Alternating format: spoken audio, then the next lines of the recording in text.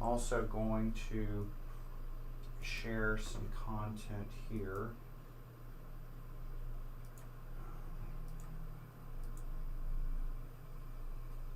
Okay, so I think that works. You can also switch to the camera, I think, if that works as well.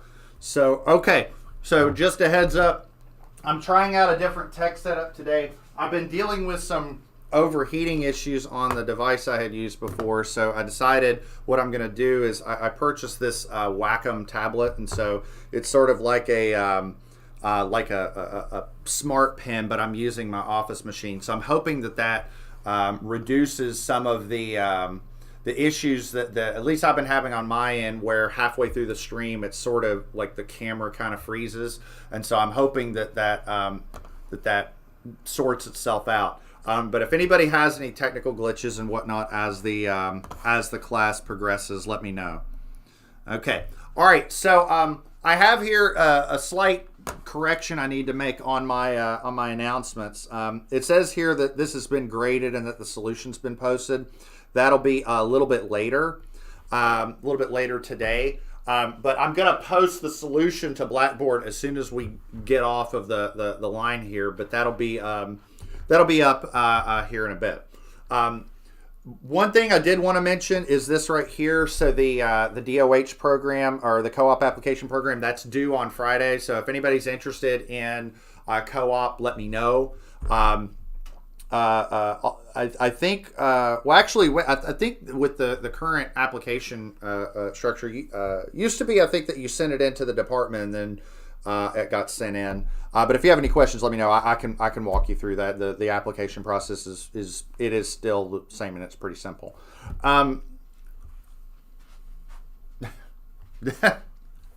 Well, yeah. One of the other thing I did want to mention is we are getting to the point where we are having a celebration, and so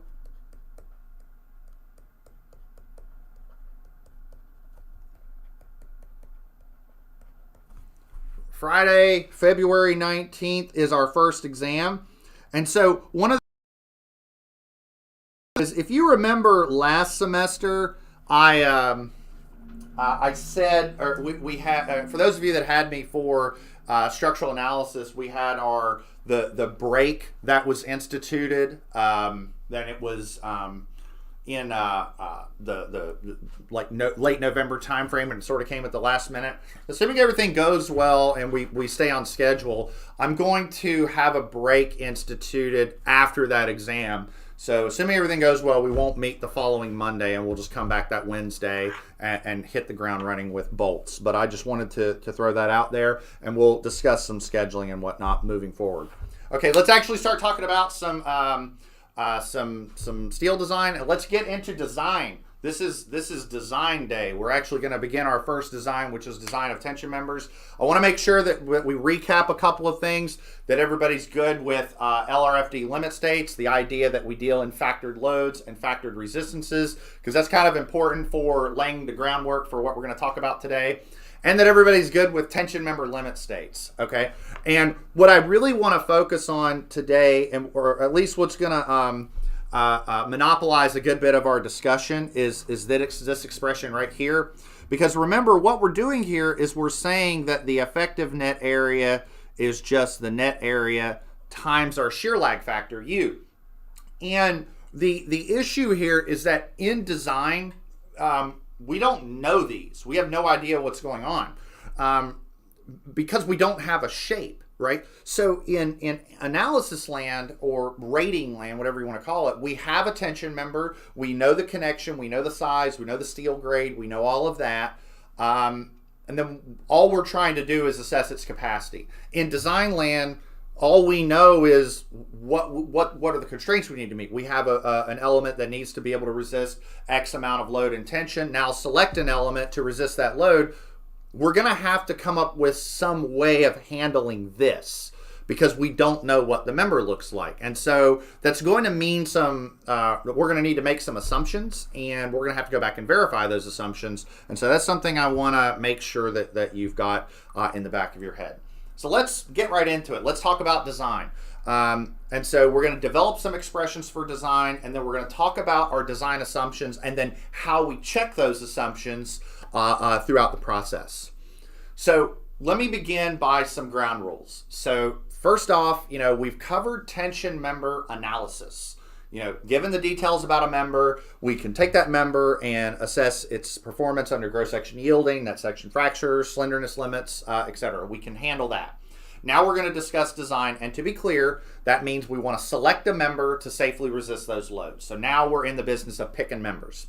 Okay. Now before we begin, let me establish some ground rules, and this is going to be the case throughout this semester. Okay. Number one, we will always strive to select the lightest member possible. Okay. And so what I mean by that is if I have a W18 by 35 versus a W10 by 49 versus a W8 by 24, which one am I going to pick? The first one, the second one, or the third one? If these were my options, what am I going to pick? Let's just make sure everybody's awake and paying attention here. Boom. Exactly right. So what I mean by that, by light, we're talking about that second member. And why are we going with the lightest element? Well, the lightest element means when we say it weighs the least, what we mean is if I had to buy those and I was paying for steel on a per pound basis, element 3 is the cheapest. And so there's a direct correlation if I'm purchasing steel between what's the lightest and what's the cheapest. So that's why we go with this. Now, I want to be clear that while this is a primary motivating factor in design, it is not the only factor, okay? Let me give you an example. If I was designing this building has hundreds and hundreds of beams and columns and braces and what have you. And if every single element was designed with a unique cross-section and a unique shape, the contractor is going to be spending their time putting together a jigsaw puzzle, okay? There is something to be said about using either a reduced family of shapes or a reduced suite of shapes where you might have an element here or there in the building that might be a bit over designed, but in the end the entire construction process is a bit simpler. And so in that environment, yeah, you might have a couple elements that are a bit oversized, but in the end even that family is selected based off of lightest weight. Now, the other thing I want to point out is the second bullet, which says that the problems are always going to contain some constraints to ensure that we all arrive at the same answer. If I said, okay, here's a problem, I want you to design a tension member that can hold up 300 kips. There's 25 people in this class. If I get 25 different answers and they'd all be right, or they could all be right. That's a little bit of a headache for me to grade. So some of the problems will have some constraints to ensure that we all arrive at the same answer. But even then, some of that is built in reality. I'll give you an example on that. So when you're selecting columns in a building, so you've got these vertical elements that are supporting the vertical load on the structure. We tend to hide those columns behind walls, and the architect comes in and says, you only have 12 inches of space to put that column. And so as the structural engineer, I'm going to be selecting a W12. That's all the space I have, right? And so that design problem might be select the lightest W12 shape to safely resist those loads. And so some of these constraints are honestly for my benefit so that we all arrive at the same answer. But some of them are, in the real world, between supply limitations and architectural constraints on your project, you are going to have constraints beyond just the amount of load that it needs to carry. So that's something to keep in mind. Okay, now let's get into developing some expressions, because this is about as straightforward as it can get. So far we have 3 different limit states that we've been considering. Okay, we've got gross section yielding, we've got net section fracture, and we've got slenderness. Okay, and so for each one of those limit states, what I want to do is I want to see, okay, what is the required section property of the shape in order to meet those limit states. And here's what I mean by that. So let's take gross section yielding. Okay, so we know that phi PN has to be greater than or equal to PU, right? So the design resistance has to be greater than or equal to the factored loads. And if we're talking about gross section yielding, phi-PN is 0.9 FY-AG, and that has to be greater than or equal to PU. Well, if I'm in design land, okay, and I know the load, right, I know that, I know 0.9. Now FY can tend to be a constraint based on the type of shape. So remember, we've said that, you know, if you're purchasing a W shape, more often than not, it's going to be A992. If you're purchasing an angle, it's going to be A36.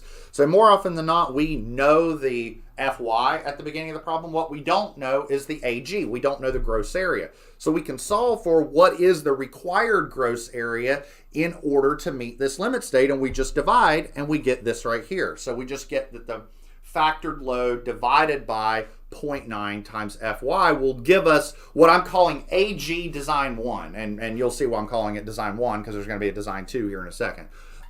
So this is, let me see. Well, I'm going to get to that, Mr. I'm going to get to that here in a second. But just remember, I'm taking each limit state one at a time. So, you know, handling it one at a time.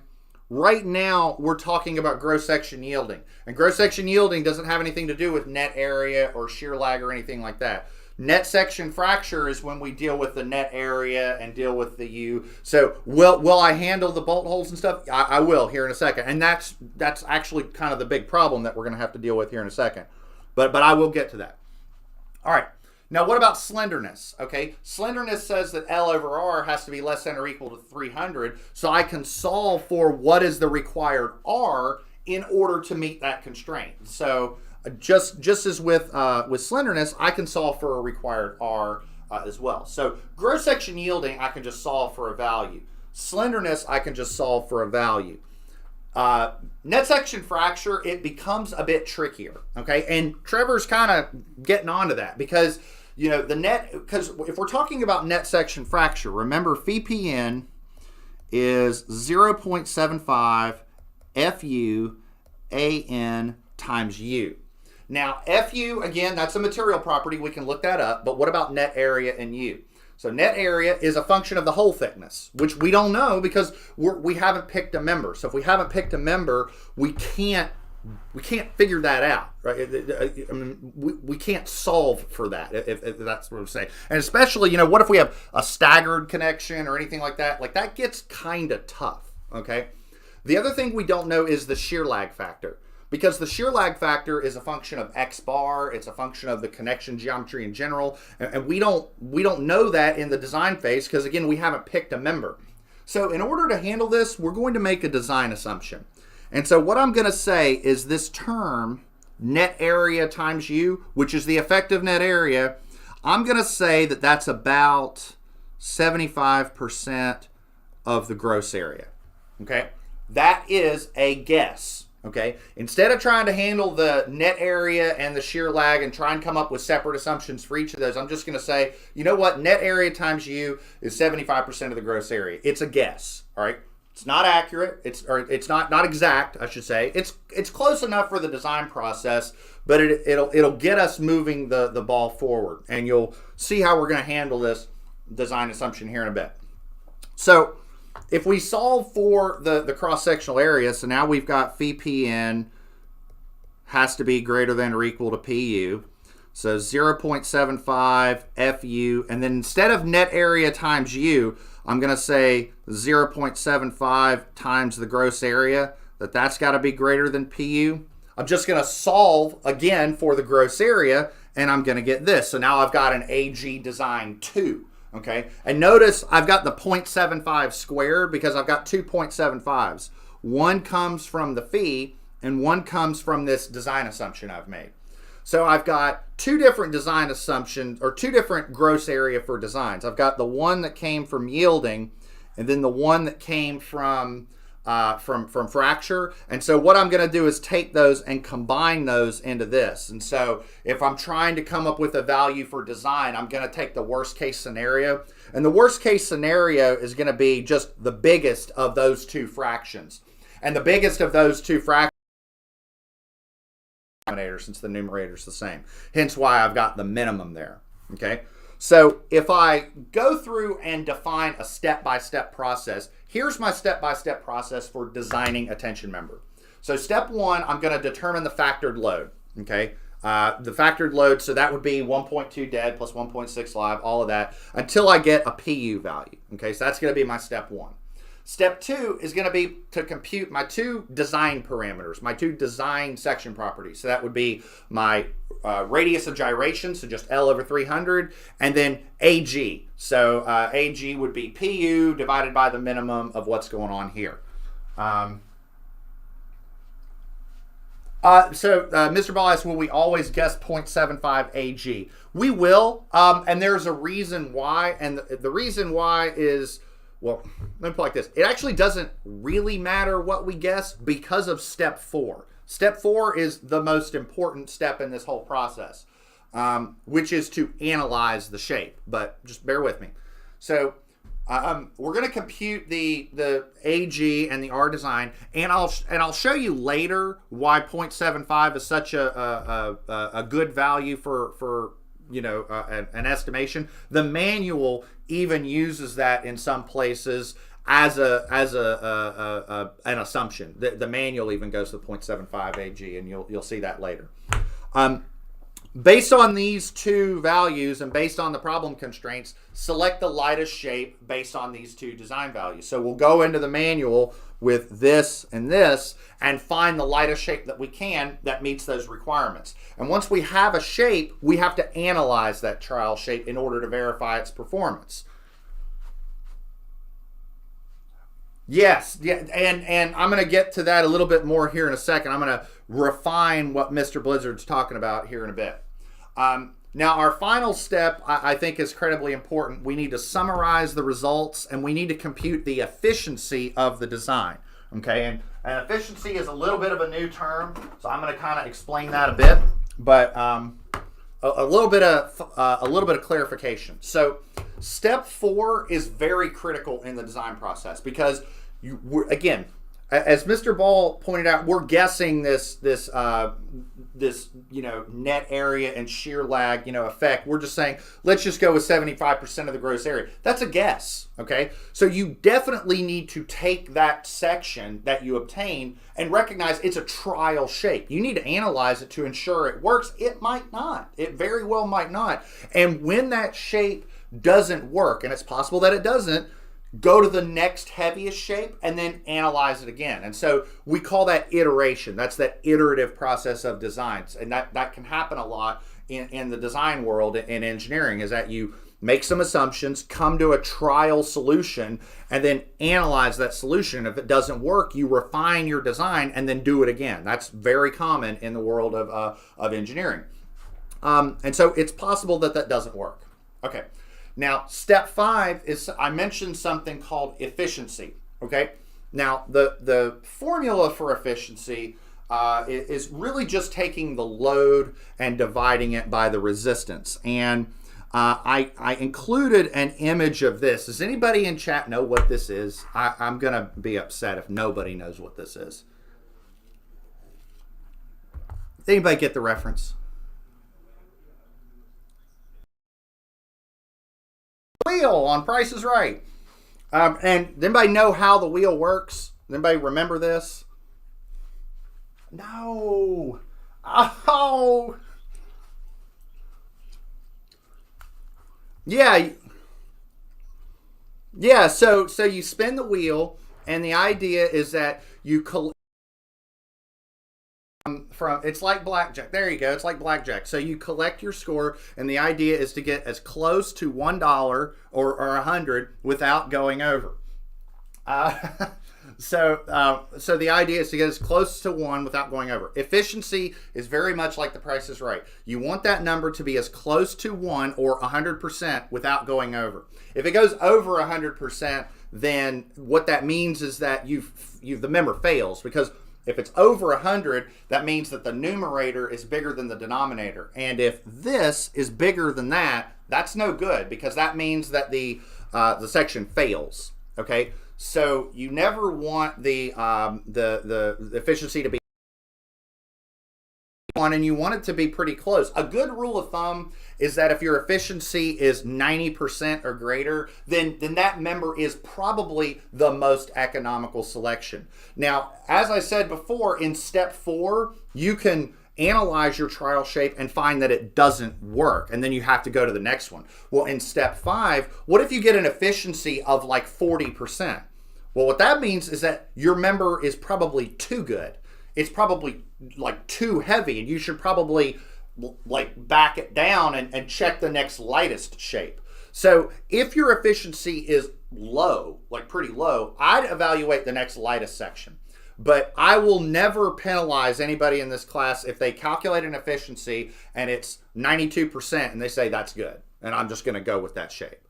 So like spinning the wheel, we want that to be as close to 100% as possible, but without going over. All right, does that make sense?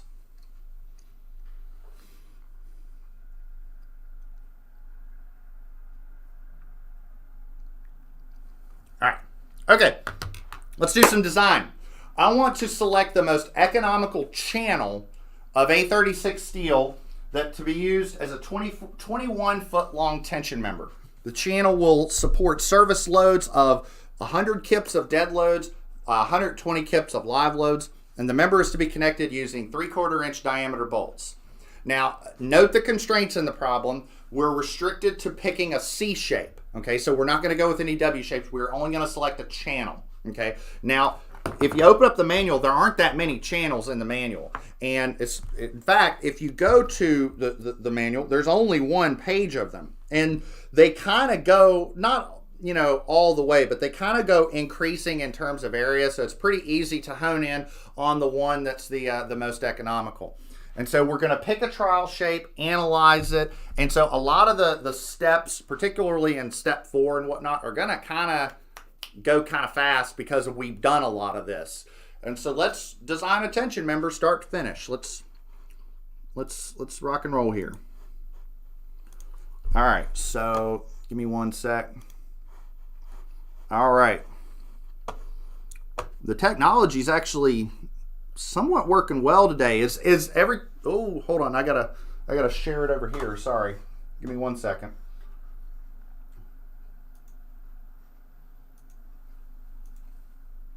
Stop that.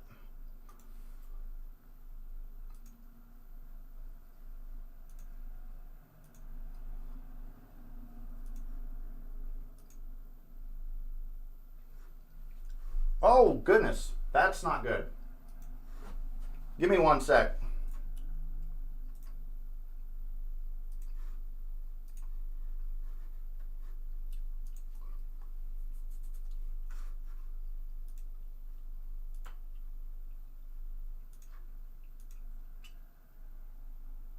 That's a little better. Okay. As soon as I said that the technology was cooperating today, it stopped cooperating. Is everybody able to see the screen pretty clearly? Good deal. All right, that's what I like to hear. Okay, so what we're going to do is we're going to go through this process step by step, and I think you're. I think we're going to find this is pretty straightforward. Okay, so. Step 1, I'm going to walk you through it, but I'll need your help on some of the calcs. So first thing I'm going to handle this load a little bit. So so I'm going to do that first. Actually, you know what? Let's look at some, I don't want to use the term system parameters, but let's look at some, you know, material and connection details. Okay, so let's see here. We know that we're dealing with A36 steel. So if we're dealing with A36 steel, can somebody tell me what is going on with FY and FU?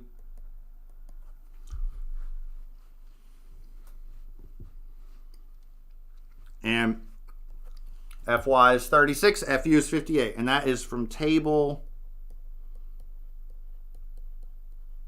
2-4. So this is 36 KSI, and this is 58 KSI. Also, we know that we are dealing with, okay, so one of the things I kind of like to do is I kind of like to highlight all of the information in the problem to make sure I've sort of used it all. What about this 21 foot long piece of data here? So we know that the member is 21 feet long. And what should we do to that? Just so we're sort of all on the same page here.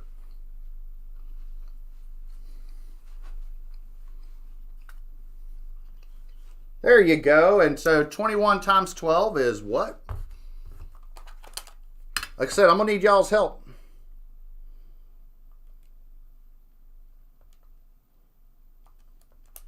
$252. So 252 inches.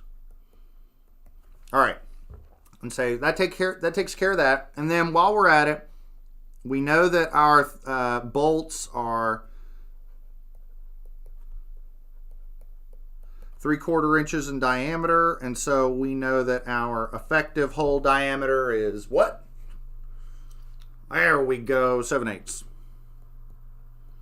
All right, so I think we're ready to start rocking and rolling. Let's go ahead and do step one. Step one is to compute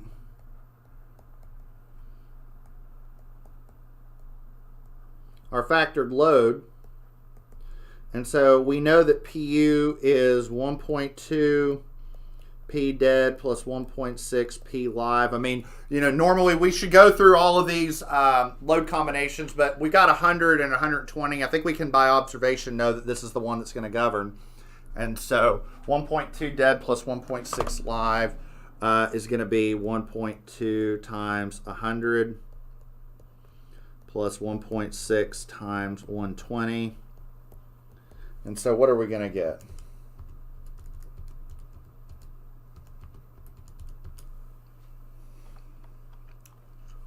Anybody got an answer for me?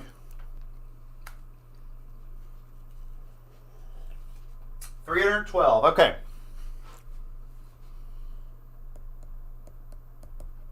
Okay, that's what I got here too.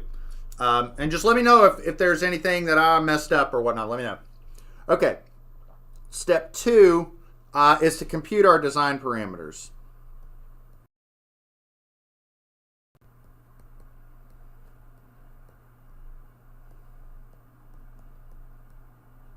Okay, so here's how I'm going to go about this. First off, here off to the side, let's do some math. So 0.9 Fy is 0.9 times 36, which is 32.4. And then remember, our formula states that we don't do 0.75 times Fy. We do 0.75 squared times Fy. So don't forget that. Okay, so 0.75 squared. Sorry, and that's not Fy. That's Fu.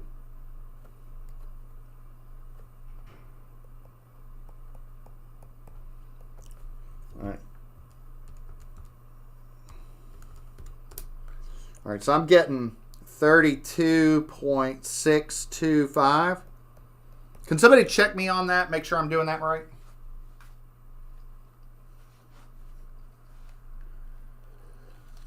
Okay, so therefore, we know our AG design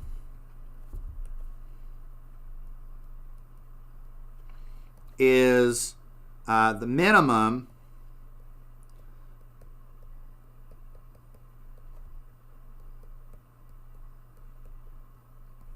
of these. Whoop,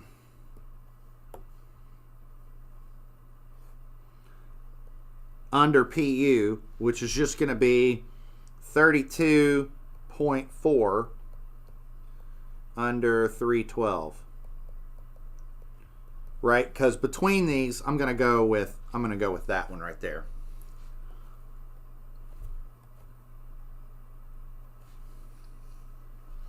All right, so 312 divided by that. I'm getting, oh, what are y'all getting? Somebody help me out. I'm not going to do all this. Somebody going to help me out with this. What you got?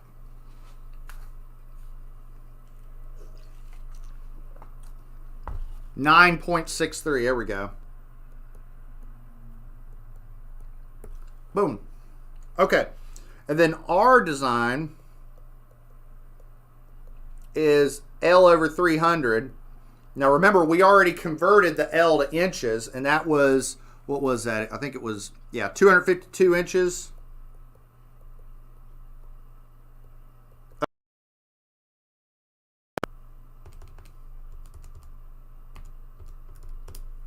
.84. Boom. So what we're going to do is select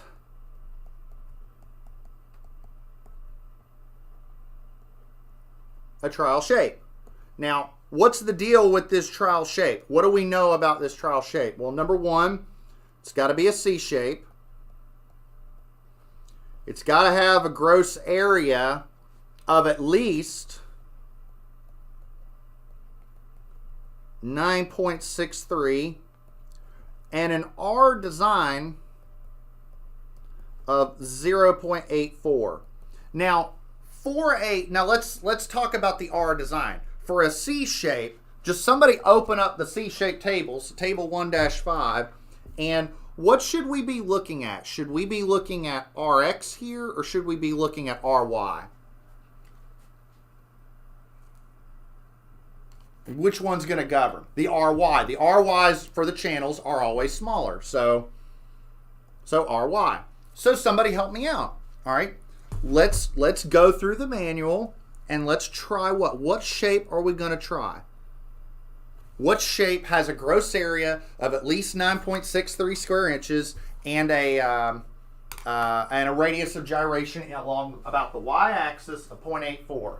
And I got a C15 by 33.9. All right. That's what I'm paying. Is anybody else getting that?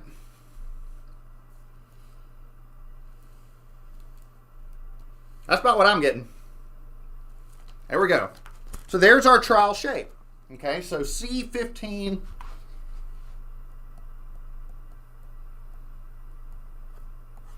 All right.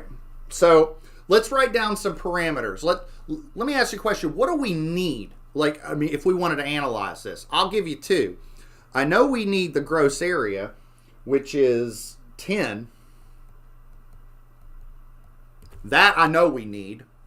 We also need RY. I mean, we got to at least, like, why did we pick this? So RY 0.901. What else do we need? We need TW. Remember, if I scroll up, this section, the bolts are through the web, right? So here's the section. And we got bolts through the web. So we need the TW. He's exactly right. And so what is TW? I'm getting 0.4.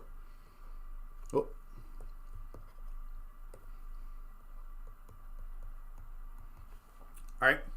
What other value? There's one more value that we ought to look up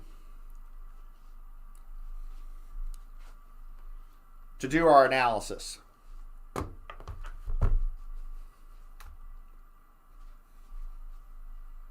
Well, you're kind of a little bit closer on the right path, Zach, is U. But in order to compute U, what do we need? Tell you what. There you go. Because here's our shape. We need to know the distance from the connected face to the centroid. So we need the X bar connection, which for this shape is X bar. Now, Mr. Bauer, what were you referring to? Is that... Now, this so down here, this is, let me write this down. 788. Oh, yeah, that's given, yeah. Okay. So yeah, so these are the parameters that we're going to need. We're going to need the X bar, the web thickness, and then we're going to need RY, and then this. So with that, we're ready to go ahead and start analyzing this section to verify its capacity. Again, we got to check it to make sure it works. All right, so I'm going to cheat here a bit.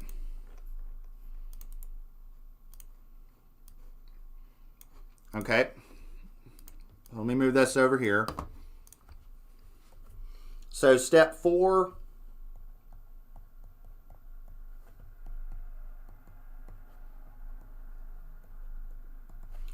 Analyze. So we know the gross area really from an analysis perspective, beyond just computing the limit states directly. We need the net area and we need the shear lag factor. So let's deal with the net area first. So the net area is going to be the gross area minus how many bolt holes? How many bolt holes are we going to need to subtract in order to compute the, or how many bolt holes we're going to need to subtract from the gross area to compute the net area? 2. See, at this point, this stuff's going pretty quickly, and that's kind of what I like. I know that you all are firing this stuff off, and I kind of like it. So DE times the thickness, which in this case is the web thickness because the bolts are going through the web. So this is, I'm going to cheat here a bit. What is that? It's 10. I drew too many there. Minus 2 times 7/8 times 0.4, and get 9.3. Do I have a second on that?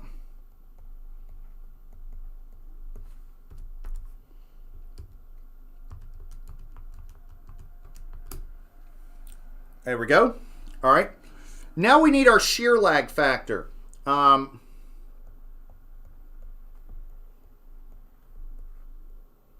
Which cases are going to apply? So we're going to go to table D3.1 on page 16.1-30. So all the way back here in this part of the manual, you know, in our shear lag table. And we're going to ask ourselves which cases govern. So is it, are we going to do case 1, case 4? Somebody tell me which cases we're going to use.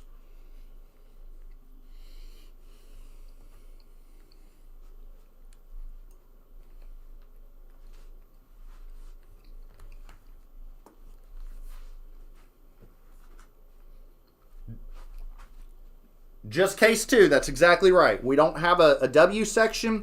We don't have an angle. Not all of the cross-section components are connected. It's just case 2. That's the only one. And so for case 2, we need X bar connection, and we need the length of the connection. Now X bar connection, again, because we have a channel connected with bolts through the web, that's just X bar, which we looked up a little bit ago. That's 0.788 inches. Now what about the length? What is the length of this connection? 7 inches.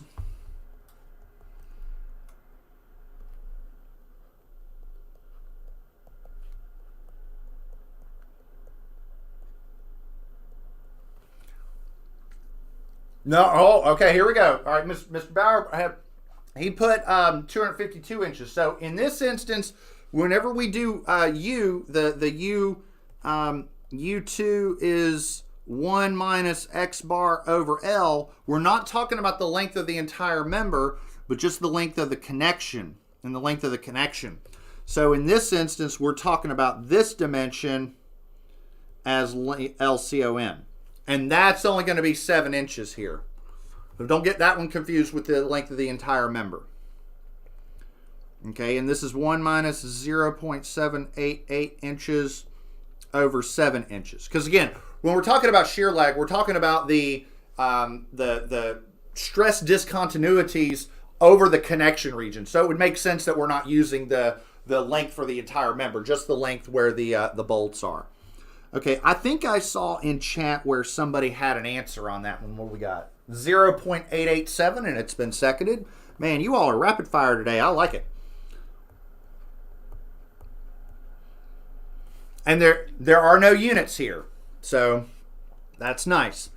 So now we can go ahead and compute all of our limit states, or we can do them all right now. And again, it might seem like we don't need to do some of them. Like for instance, with gross section yielding, a common question I get is, do we really need to compute the gross section yielding if we didn't have to make any assumptions? Like we know the section meets gross section yielding. The answer is yes, because I want to compute the efficiency later. And for all I know, gross section yielding governs. It might not. And so the only way to really know is to just do them both.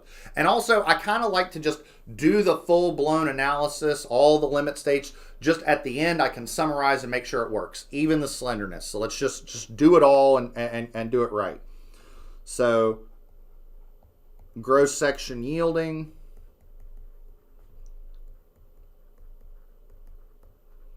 is 0.9 FYAG, and so that is 0.9 times 36 KSI times 10, and then net section fracture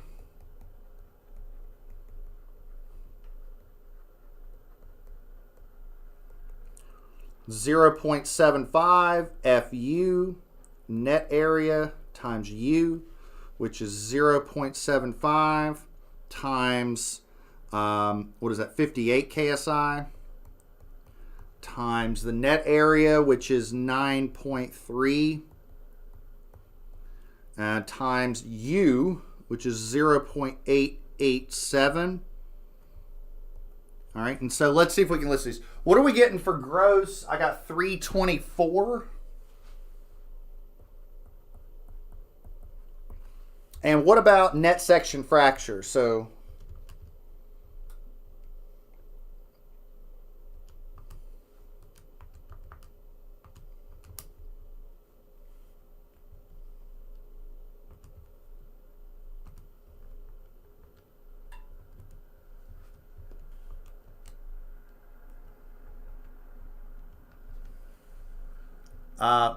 hold on, you might want to check your math on that. Hold on.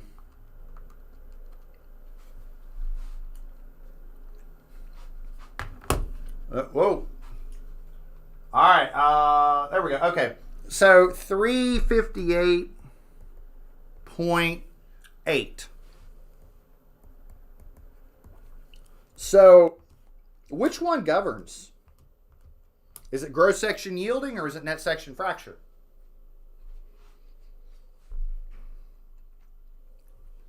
It's gross section yielding. And so this is one of the reasons why you want to check gross section yielding. I know it might seem like you really don't need to, but without doing this, I don't think we really would have known whether or not it governed. And it's a quick calc. It's no real reason not to. While we're at it, let's do the slenderness check. So let's do L over R. So L over R is 252 inches over the RY, and the RY was, what was that? 0.901. And so what is that? 252 divided by 0.901, 279.7. And yes, you're right, it'll pass. We'll say 279.7. But again, I just think it's really good practice to just do them all. Okay? So let's make sure that we summarize everything and compute our efficiency. So step 5, summary.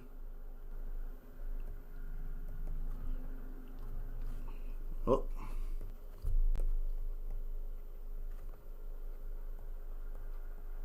Hold on, I hear some beeps.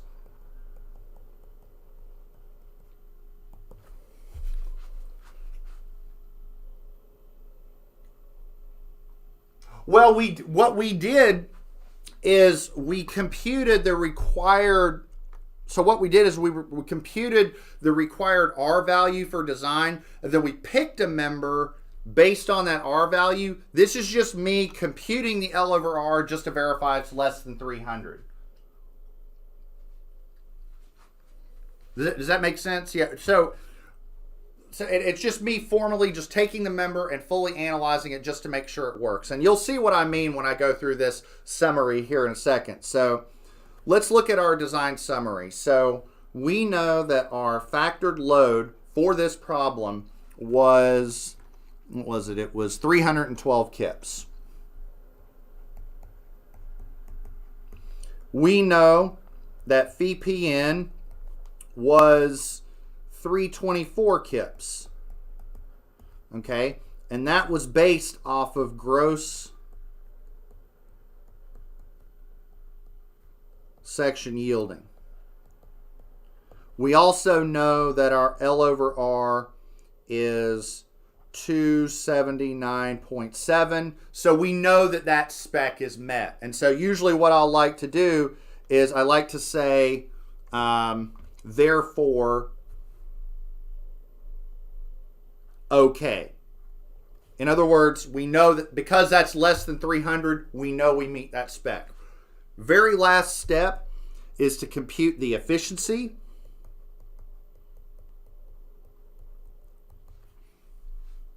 All right, and I got a number there, so it's PU over phi-PN. So 312 kips over 324 kips.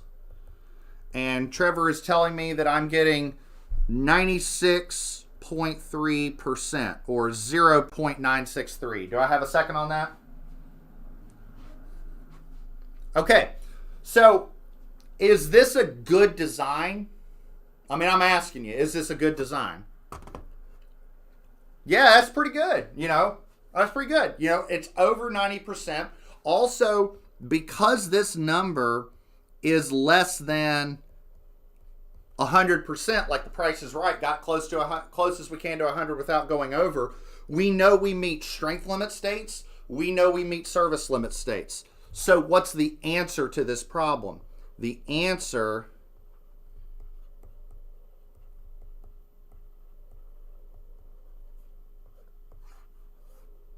is that. That's the answer. We started out this problem with a member. We didn't know what the member looked like, but we selected a member based on the problem constraints that could adequately sustain the load that was applied and could do so economically and competitively. We have a member that has efficiency well over 90%, but it hasn't failed. It meets slenderness limits. That's our answer. Whoa, what happened? My screen went blank. Hold on. There we go. I don't know what happened there. One step at a time. One step at a time. All right, any questions before we call it? All right, one thing I do want to mention before we do call it. So you have a homework assignment that's going to be very much like this. However, it's not a C shape. It's a W shape. Okay. So what that means is, and specifically, I think I limit it to a W8. I think it is. I think you're limited to selecting a W8.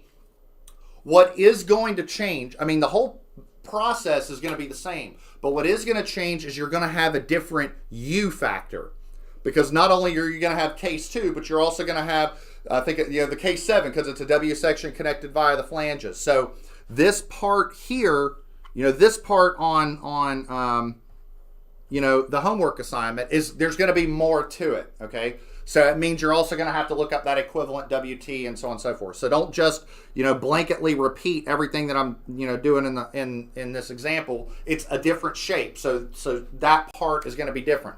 Other than that, it should be largely the same. Don't forget that the bolts are going through the flanges, not the webs. So the net area calc, make sure you're doing that appropriately. But if you understood this, then the homework assignment should be pretty good. And then on Wednesday, we're going to do another one. I've got another actually rolled shape example. We're going to go through that. I think Wednesday will go pretty quickly. And then on Friday, we're going to handle block shear. And then just so you're aware where this is going, once we do block shear, Monday we do threaded rods. And then Wednesday and Friday, it's celebration time. And so that's where we're at in the class, and that's where we're headed. Any quick questions before I call it for the day?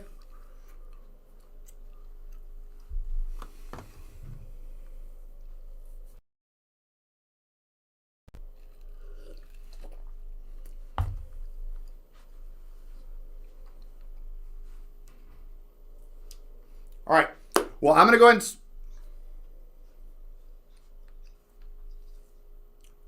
and... Next Friday. Like the night... Of course, that's exam 2. Exam 1's tomorrow. That's a joke.